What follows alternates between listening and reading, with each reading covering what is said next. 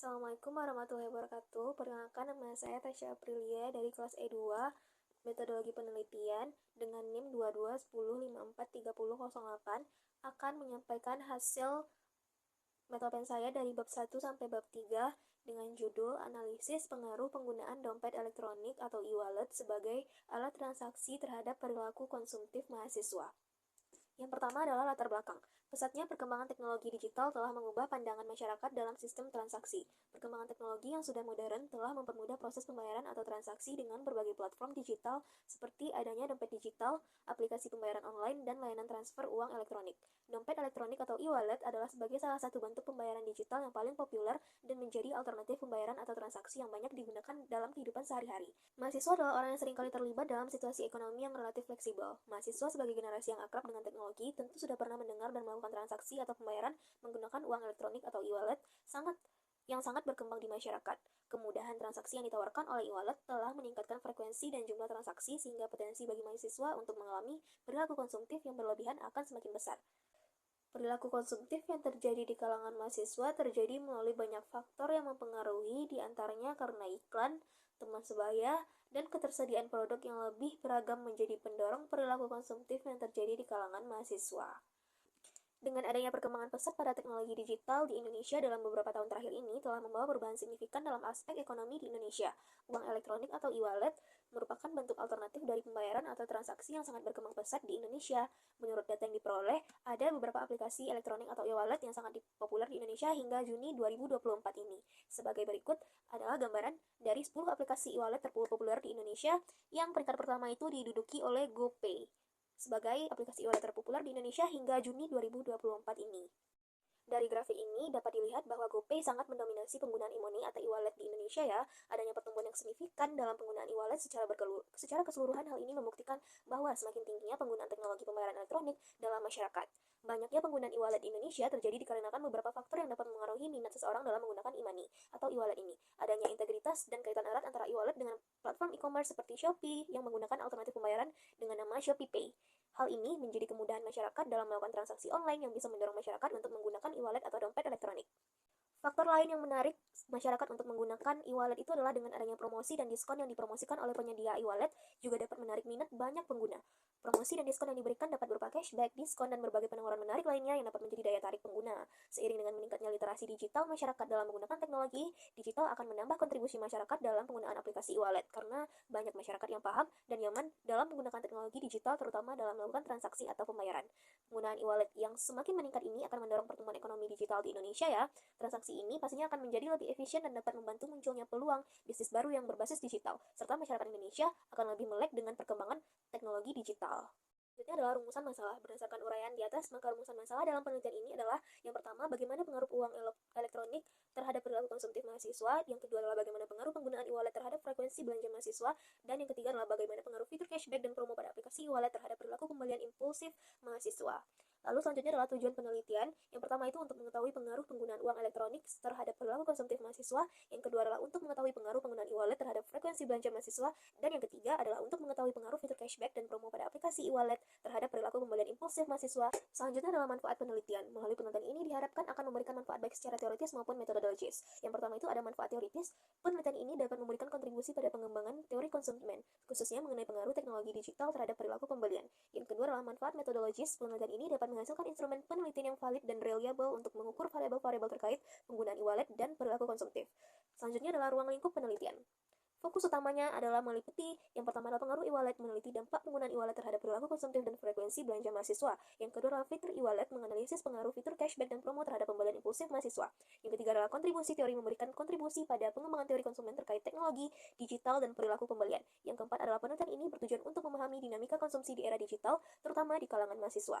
Selanjutnya adalah sistematika penulisan. Penulisan ini terdiri dari 5 bab, yaitu pendahuluan yang berisi tentang pendahuluan yang terdiri dari latar belakang, rumusan masalah, tujuan penelitian, penelitian, manfaat penelitian, ruang lingkup penelitian, dan sistematika penulisan. Yang kedua ada tinjauan literatur di bab 2.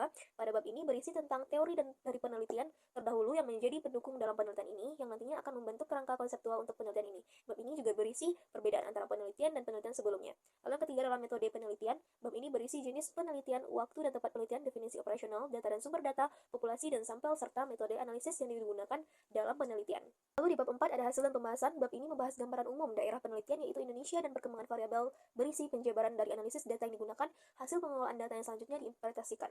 Yang bab kelima itu isinya adalah kesimpulan dan saran. Bab ini merupakan bab terakhir dalam penelitian yang berisi kesimpulan dan saran dari hasil penelitian yang didapatkan. Bab 2 tentang kajian pustaka.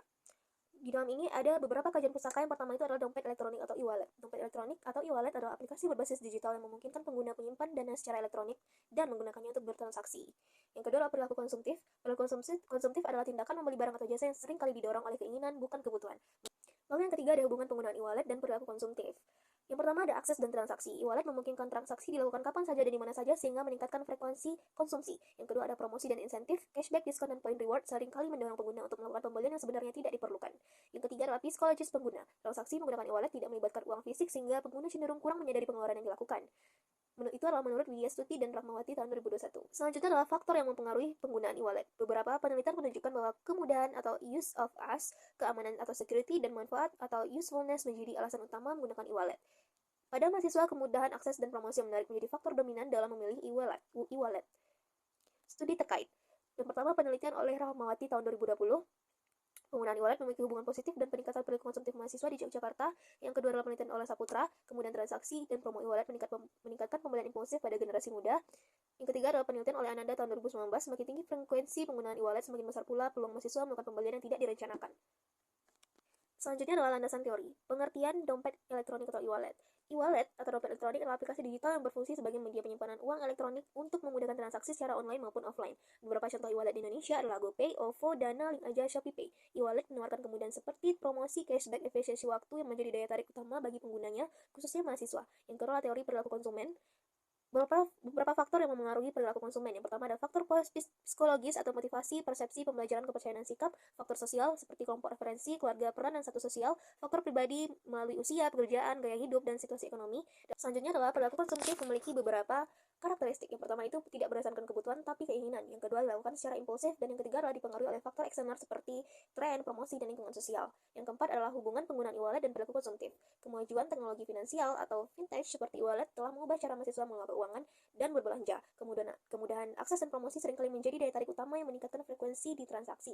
Selanjutnya adalah teori Planet Behavior atau TPB yang dipengaruhi oleh yang pertama itu ada attitude, sikap terhadap perilaku. Yang kedua ada subjective norms atau norma subjektif. Yang ketiga ada perceived behavior control atau kontrol perilaku yang dirasakan. Fenomena di kalangan mahasiswa.